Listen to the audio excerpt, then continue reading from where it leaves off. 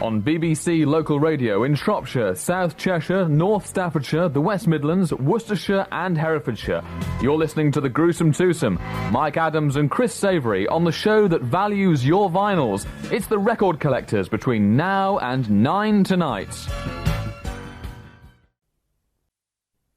I'm very pleased to say that the rhythm guitarist with the original Idol race, Dave Pritchard, is next to me. Welcome to The Record Collectors, Dave. Hello there. Can you tell me the origins of the Idol race for our younger listener and how you came involved with the band and why it became so musically important? Originally, we were Mike Sheridan and the Night Riders. Mike Sheridan left the band, and at the same time as Mike left, Roy Wood, who was also in the Night Riders at that time, left to join Carl Wayne and one or two others to form a band called The Move. And that left just Roger Spencer, Greg Masters and myself. And we had to do something, we had to make a living. And we advertised for a lead guitarist, vocalist, and we were lucky enough to get a guy called Jeff Lynne come along and audition for the job, and Jeff was pretty good, so he got the job, and we had a record released on a label. Can I mention labels? Yeah. Of course you can. Yeah. Oh, that's all right then. On the Polydor record label as the Night Riders, we'd already got a deal with Polydor before Jeff actually joined, because we had a guy called Johnny Mann who was going to join the band, who had been playing with Carl Wayne in a band called the Vikings, Carl Wayne and the Vikings.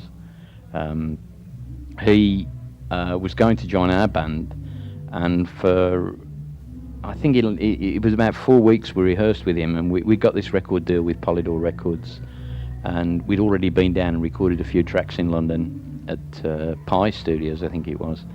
And then John decided he really didn't want to carry on playing on a full-time basis, which left us in the lurch a bit, so we had to quickly get round, and that's when we advertised and got Jeff. Jeff came in, and we re-recorded one or two of the tracks that we'd done at Pi. And can you remember which those tracks were that you re-recorded from memory? There was I can't, to be honest. The one song was a Ray Charles thing, I think, to be honest. What was this called? I really can't remember. But yes, Your Friend was one track, and there's a guitar effect on the thing on Your Friend, which is used, which was used by Johnny Mann. He was quite well known in the Birmingham area for using it. And then we had to sort of tell Jeff how to get this effect, and then Jeff took this idea and made it his own. Really brilliant sort of sound. Jeff got it to sound like a violin almost, the guitar, and it was absolutely amazing, which was even better. So we re-recorded that track with Jeff, a track called Your Friend, and that came out as a B-side of a song called It's Only the Dog, which was the A-side, and Roger sang that. This idea of using guitars as violins and altering the whole concept of what musical instruments could do, I mean, the Idol race became very much a cult group, didn't it? I mean, can you tell us a little bit how that actually happened and what the involvement of yourself was in that? Yeah, well, we were very lucky.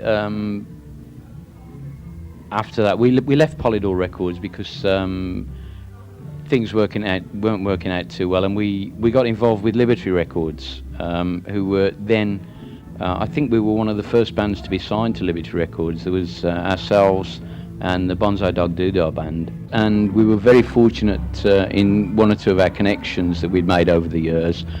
We got involved with a guy called Ray Williams, who was as a manager, who also knew these, and Roy Wood as well. In fact, Roy introduced us to two sound engineers, Gerald Chevin and Eddie Offord, who were working at that time for Adcel Studios in London, just off the Oxford Street there.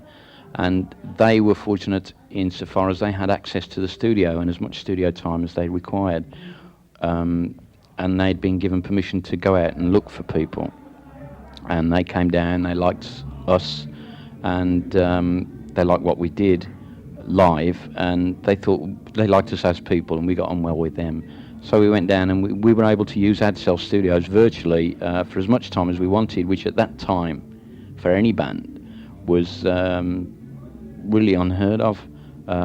So we were able to experiment in the studio with things, things like running tapes backwards and stuff like that, which really the only other bands that were able to do that at that time were bands that had hits like the Beatles. So we could experiment with different sounds on instruments and things. And Jeff was very, very creative as a guitarist. In fact, he's probably not rated as highly as he ought to be as a guitarist, in my opinion.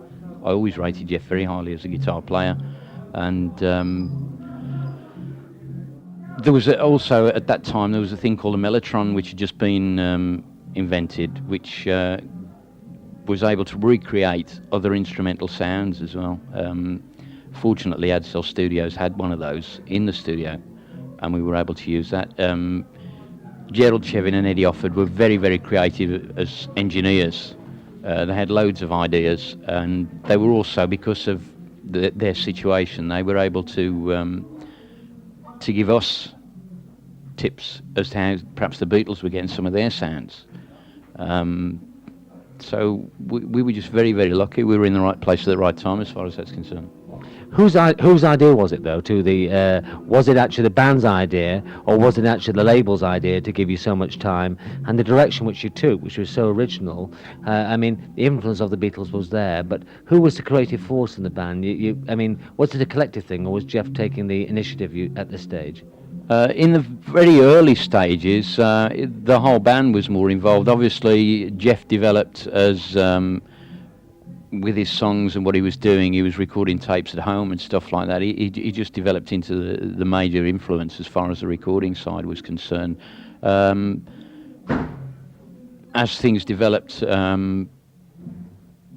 things went that way. The people at the record company liked Jeff's songs particularly, and what he was doing. And his songs at that time were different to anybody else's. Other people were writing sort of the same kinds of songs. I mean, they were good songs everybody else was doing, but Jeff's somehow were different. The lyrics in particular, I think, and also perhaps the arrangements were different. Now, we know how collectible Idle Race is for various reasons, because the members of the band. Perhaps you can give us a name check of the members of the band at that moment in time, and then please, the hard bit, pick a track for us to play. Yeah, very difficult. The members of the band were obviously Roger Spencer, myself, Dave Pritchard, Greg Masters, who played bass, and Jeff Lynne. I think perhaps one of my favourite tracks is, in some ways it always annoys me, they play the same tracks every time they play an Idle Race track. They play Skeleton on the Roundabout, and we did a lot of very good tracks on the albums, and in particular I think the second album that we did was perhaps the best, in my own opinion, and I'd probably play that one more myself than the Birthday Party. One of the tracks I particularly like is The Lady Who Said She Could Fly, is a particularly good track in my own opinion. And here it is.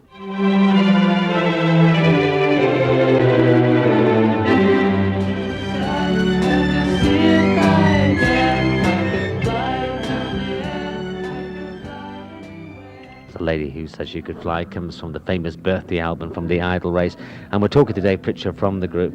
Can we ask you, it became an underground group, as it were. It was the band which other bands went to watch, the Idle Race. Where do you think, where so many bands who were, in all honesty, fairly mediocre, and the Idle Race was accepted by other bands as being the band to watch, where you didn't have the same acclaim in the terms of record sales as some of your contemporaries? Can you explain that? I think one of the problems was we didn't quite transform how we were on stage to how we were on record, although we were like a schizophrenic band in a way. We were on stage live, we were bordering on the psychedelic almost. I mean, I can remember playing one song for about 20 minutes at a gig at a college. We used to play college gigs a lot, and we used to arrive at a college, and sometimes they'd have all sorts of things set up. And the one gig we played, there was a sort of backdrop with projections on it of all sorts of weird things, and the kids there were so engrossed in what was going on film-wise and light-wise at the gig that we we did what was termed freaked out at that time. We just kept playing, and Jeff was playing terrific solos and all sorts of weird. We were making all sorts of weird noises, and we went down perhaps the best we've ever done, and we developed on that. We really sort of we used to play things like Born to Be Wild and stuff like that, although we never ever recorded anything like that, I don't think. We used to play Moby Grape stuff as well live, and yet our records were much more melodic. So in a way, we were two bands. Live, we were a very good rock and roll outfit who were very difficult to follow on stage for whatever reason. We used to go down very well. Jeff was a tremendous guitar player. There's no doubt about that. He really was. He's vastly underrated as a guitar player. He could get sounds out of a guitar that nobody else could get.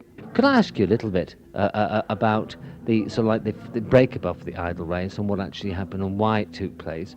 And are you aware of how valuable your recordings are and how sought after by record collectors Idle Race original recordings are? The band broke up slowly, really. It was because we'd never sort of realised our full potential record-wise. Whilst we were gigging very well and going down very well at all the gigs, Jeff in particular became a bit frustrated because there were other bands in the Midlands and in particular in Birmingham who were doing well and getting hit records. We weren't. Although we, as you've said previously, we were one of the most respected bands around at the time, and had got quite a bit of a cult status, as you say. I mean, people like Mark Bolan used to come along and watch us and stuff, and we used to do a Mark Bolan song live on stage. But Jeff became frustrated with our lack of hit record success, I think, in particular, and Roy Wood at that time was thinking of doing something else, and Jeff had an offer to join the Move, and for a while he did resist it. I mean, we gave it. He gave it quite a while, really, before he actually said, "Well, I'm sorry, I'm going to have to move on." From Dave Pritchard of Idle Race, thank you very much indeed. High in the sky.